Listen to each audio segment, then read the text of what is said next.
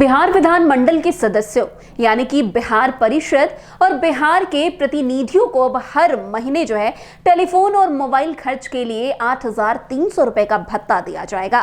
इस राशि की विशेष बात यह है कि सदस्यों को इसके लिए कोई वाउचर या बिल जमा करने की आवश्यकता नहीं होगी। संचार के क्षेत्र में यह बदलाव सदस्यों की प्रशासनिक सुविधा को ध्यान में रखते हुए किया गया है ताकि वे अपने आधिकारिक और व्यक्तिगत कार्यों में तकनीकी साधनों का बेहतर उपयोग कर सके।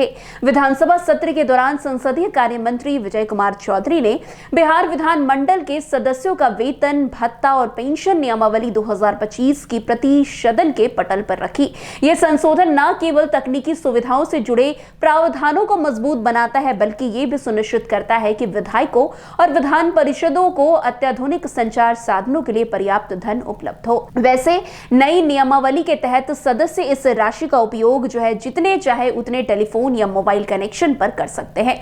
वे किस कंपनी की सेवा ले, कितना डेटा उपयोग करे और कितने फोन नंबर रखे, इन सब पर अब कोई प्रतिबंध नहीं रहेगा। यह सुविधा उन्हें अपने निर्वाचन क्षेत्र और पटना में चल रहे विधायी सूत्रों के बीच बेहतर समन्वय स्थापित करने में मदद करेगी। हाल ही में बिहार के राज्यपाल आरिफ मोहम्मद खान ने बिहार विधानमंडल द्वारा पारित 11 महत्वपूर्ण विधेयकों को मंजूरी दी है, जिससे वे अब कानून बन चुके हैं। इन विधेयकों में कई प्रशासनिक और वित्तीय सुधार शामिल है। इन्हीं के बीच एमएलए और एमएलसी से संबंधित टेलीफोन भत्ते के नियमों में सुधार को भी एक महत्वपूर्ण बदलाव के रूप में देखा जा रहा है।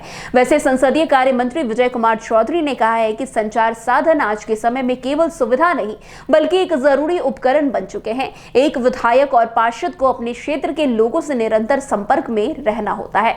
कभी आपदा की स्थिति हो, कभी विकास कार्यों की समीक्षा करनी हो, तो कभी स्थानीय समस्याओं के समाधान के लिए आधिकारिक रूप से उनसे बातचीत करनी हो। ऐसे में फोन और इंटरनेट उनके कार्य का आधार स्तंभ बन चुका है। उन्होंने ये भी बताया है कि पहले वाउचर या बिल जमा करने की व्यवस्था होने के कारण कई बार तकनीकी और प्रशासनिक देरी होती थी। इससे न केवल विधायकों का समय नष्ट होता था बल्कि कार्यालय प्रक्रिया भी जटिल हो जाती थी।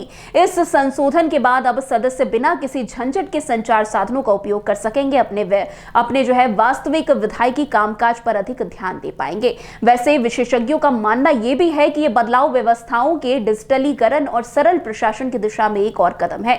कई राज्यों में पहले ऐसे प्रावधान लागू हैं जिनमें विधायकों को संचार साधनों के लिए बिना बिल के निश्चित भत्ता दिया जाता है।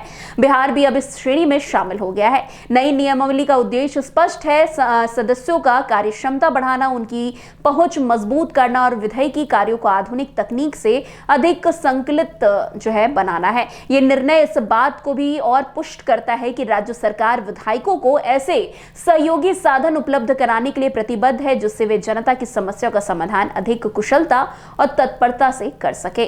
तो आज की इस खबर में बस इतना ही। अन्य खबरों में हमारे साथ ऐसे आगे बने रहे और देखते रहिए। तब तक के लिए NBC 24। धन्यवाद।